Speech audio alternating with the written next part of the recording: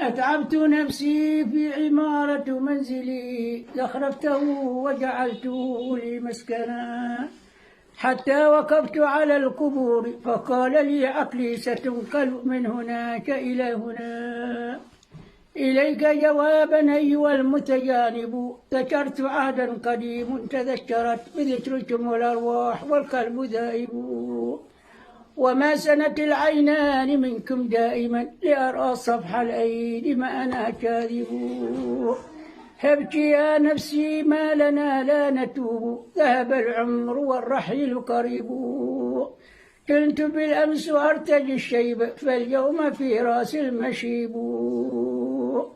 يا عيني جودي بفيض الدمع والفجر، ويا فؤادي أكتب من شدة الخطر. وأنت يا نفسي مدي بالأسى زمان، فقد نعي بك الدنا على البين فالجيري. ثم استقيم على حكم القضاء أماما، وعلمك سؤالك بين الطين والحجر.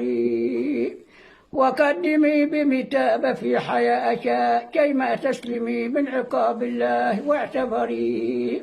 إن الزمان فلا يبكي على أحد، ويسلبه قهرا على قهرا، والدهر يسلب أمالا تؤملها، ونحن نلهو ونيأس اللهو في الدهر.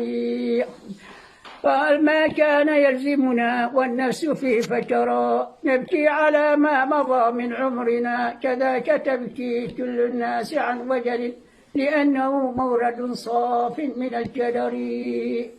يا ليت شعري إن الحادثات لها تأتي متكرف السعر، عمت ومواهبه في البدو والحضر، إن جئته حاضرا أو متلقى السفر. لا دليل